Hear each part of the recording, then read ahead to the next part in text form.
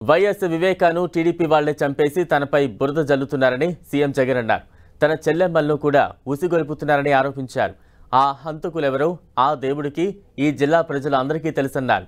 ప్రజల మద్దతు లేని చంద్రబాబు నీచ రాజకీయాలు చేస్తున్నారని తీవ్రస్థాయిలో ధ్వజమెత్తారు. రంగురంగుల మేనిఫెస్టోతో మోసం చేసేందుకు చంద్రబాబు మళ్లీ వస్తున్నారని ప్రజలు జాగ్రత్తగా ఉండాలన్నారు సీఎం జగన్. వివేకం చిన్నారను ఎవరు చంపారో ఎవరు చంపించారో ఆయనకు ఆ దేవుడికి ఈ జిల్లా ప్రజలందరికీ కూడా తెలుసు. కానీ బురద జల్లేందుకు ఇద్దరు చెల్లెమ్మలను ఎవరు పంపించారో వారు వెనకాల ఎవరు ఉన్నారో మాత్రం మీ అందరికీ కూడా రోజు కనిపిస్తానే ఉంది. బతికి ఉంటే వివేకానంద రెడ్డి గారు శత్రువు, ఆయన్ను వీరే చంపేసిన తర్వాత మాత్రం చేసేది శవ రాజకీయాలు, కుట్రలు. బతికున్న ఎన్టీఆర్ను వీరే చంపేస్తారు వెన్నుపోటు పొడిచి.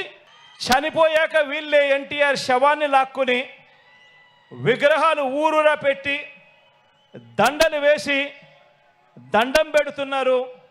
ఒక్కసారి గమనించండి వీరికున్న వాల్యూ సిస్టమ్స్ అనేటివి ఎంత దయనీయంగా ఉన్నాయి అని.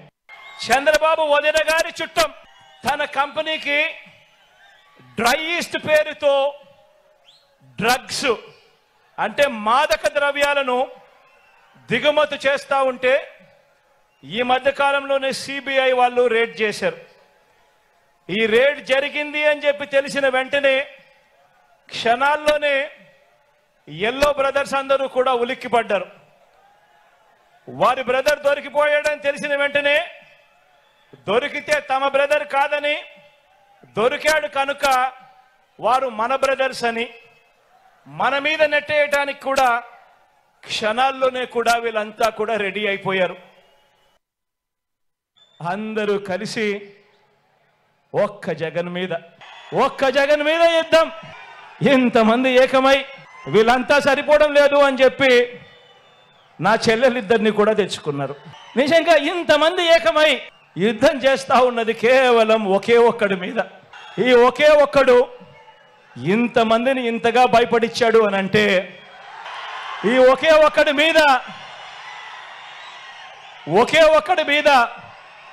ఒంటరిగా వచ్చే ధైర్యం ఎవ్వరికి కూడా లేదు అని అంటే కారణం ఈ ఒకే ఒక్కడికి ఉన్నది ఆ దేవుడు దయ. ఇన్ని కోట్ల గుండెలు తోడుగా ఉన్నాయన్న ఒకే ఒక్క సత్యం. గత ఎన్నికల్లో తిట్టిన పార్టీలతోనే ఏమాత్రం సిగ్గు లేకుండా, గత ఎన్నికల్లో తిట్టిన పార్టీలతోనే మళ్ళీ ఏమాత్రం సిగ్గు లేకుండా గతంలో ఉన్న ఇష్యూస్ అదే మాదిరిగా ఉన్నా కూడా మళ్ళీ వచ్చే ఎన్నికలు వచ్చేసరికి మళ్ళీ జత కడతారు. ఢిల్లీ దాకా వెళ్ళి కూడా కాళ్ళు పట్టుకుంటారు.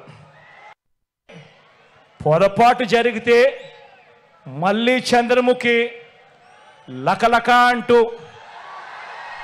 సైకిల్ ఎక్కి మీ ఇంటికి వస్తుంది, చేతిలో టీ గ్లాస్ పట్టుకుంటుంది. మళ్ళీ మరో 5 సంవత్సరాలు మీ ఇంట్లో మీ రక్తం తాగేందుకు వస్తుంది అని చెప్పి ప్రతి ఇంటికి వెళ్ళి చెప్పండి. పొరపాటు చేయొద్దు అని ప్రతి ఇంటికి వెళ్ళి చెప్పండి. మళ్ళీ రంగురంగుల మేనిఫెస్టో అట. మళ్ళీ ఇదే బ్యాచ్, ఇదే ముగ్గురు మళ్ళీ మోసానికి రెడీ అయ్యారు అని అంటే ఇంతకన్నా దారుణమైన రాజకీయాలు దేశ చరిత్రలో ఎక్కడైనా ఉంటాయా అని అడుగుతా ఉన్నా. అందుకనే ప్రతి ఒక్కరికి వెళ్ళి ప్రతి ఇంట్లో కూడా చెప్పండి, ఫ్యాన్ ఇంట్లోనే ఉండాలి, సైకిల్ ఇంటి బయటే ఉండాలి, తాగేసిన టీ గ్లాసు సింక్ లోనే ఉండాలి అని చెప్పి ప్రతి ఇంటికి వెళ్ళి చెప్పండి. వచ్చే ఎన్నికల్లో మన టార్గెట్ 175కు 175 ఎమ్మెల్యేలు.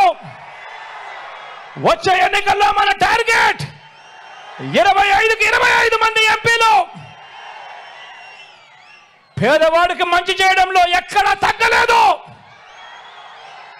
175 ఎమ్మెల్యేలకు 25 ఎంపీలకు ఒక్క ఎమ్మెల్యే కూడా ఒక్క ఎంపీ కూడా తగ్గడానికి వీరే లేదు అని చెప్పి సిద్ధం అని చెప్పి గట్టిగా చెప్పండి.